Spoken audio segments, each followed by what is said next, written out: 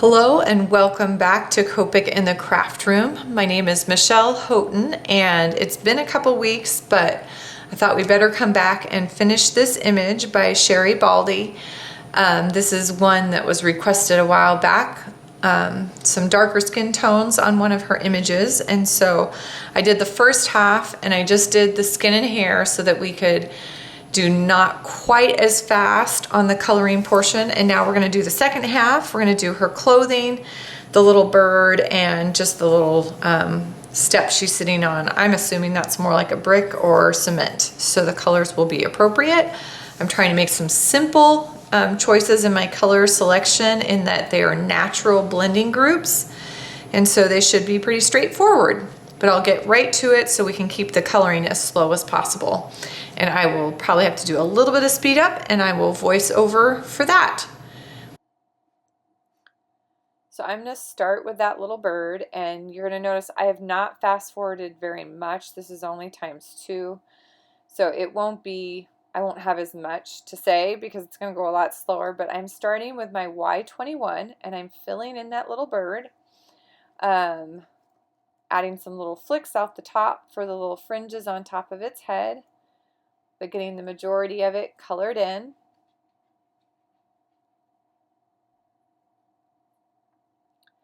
Next, I'm going to grab a Y26. I'm going to fill in the mouth, and then I'm going to add some shading. So I'm going to go around that bottom edge and around the left-hand side. I'm trying to make sure to remember where my light source was from when I originally colored this image.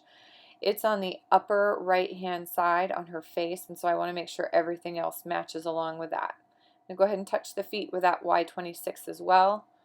Y28 is next, and I'm going to darken the mouth, darken the very outer edge, and a couple little tiny fringes under the wing, under the face, to add those shadows and dimension.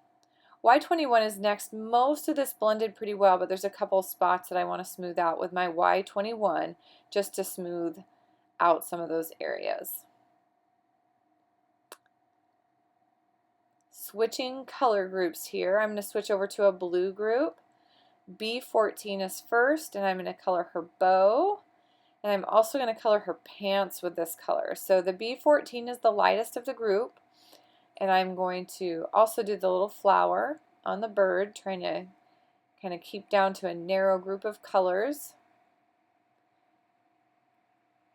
The challenge on images like this is a lot of times the artist adds all these fun little details, which we love, and that's part of why we like the images, but it does make it harder to color. So we have these little flowers even on her pants that we have to avoid, and that just adds one more little thing to try to color around and keep the color nice and smooth and the shading even.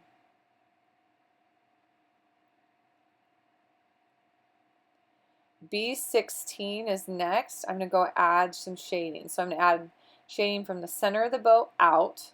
I'm going to add shading down in the loop, inside of the loop, and then I'm going to come along the left-hand side of the pants and add shading along that side, but also kind of extend it out where it looks like there's some wrinkles, and so I'm going to accentuate those, and I realized I missed a little piece of her pants off to the right, so I just filled it in with that B16. B18 is last, again going down into the center of the loops, right in toward the center creases of the bow, and just adding a couple dots on the flower on the bird, really accentuating those folds now in the jeans, the kind of the edge of the cuff, and back between where we can kind of see between her legs. These colors really blended well together. So the only thing I'm going to do is I'm going to go back and add a little bit of texture, not so much texture, but make it look a little more like a washed denim with my colorless blender. And I'm going to go into those raised areas, the areas that would be lighter, and kind of just color over the top with my colorless blender to highlight those and just add a little bit of light onto those outer edges of the bow. I'm going to use a couple greens on her sweatshirt. G14 is first, and that's going to be the base color of her sweatshirt. I'm going in and getting all of that colored in. Again, we have something to avoid. We have the heart patch on the front of her sweatshirt.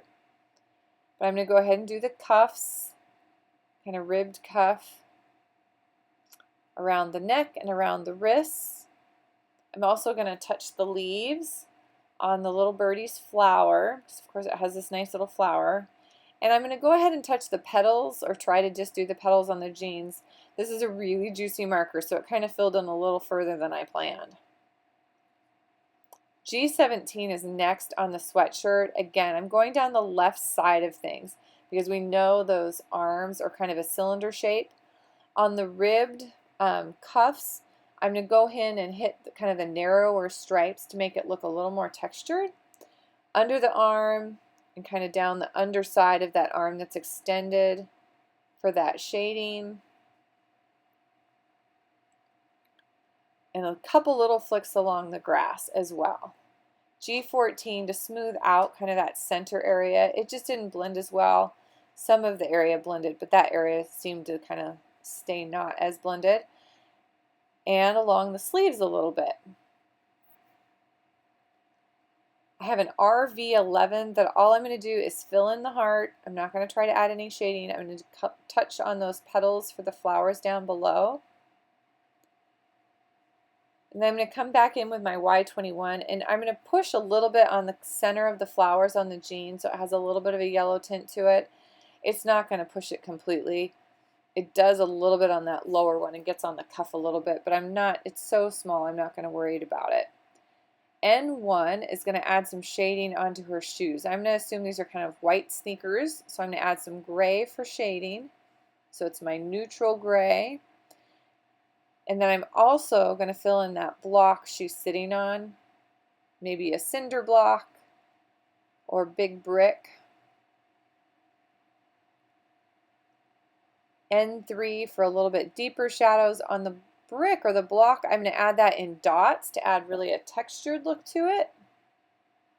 So I'm just going through and dotting. I'll do a few less dots on that right hand side and then adding just a touch of shading onto the tongue and that lower left corner on the shoes.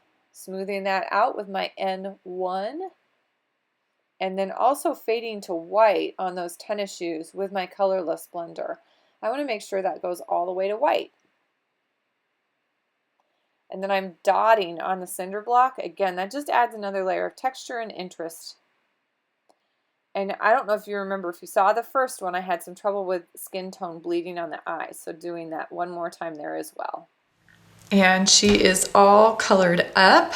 The one thing I could do on her is come back in and add a sky background.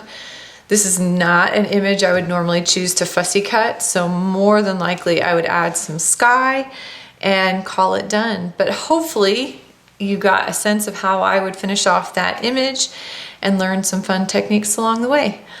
Thank you for joining me. Have a happy, colorful week.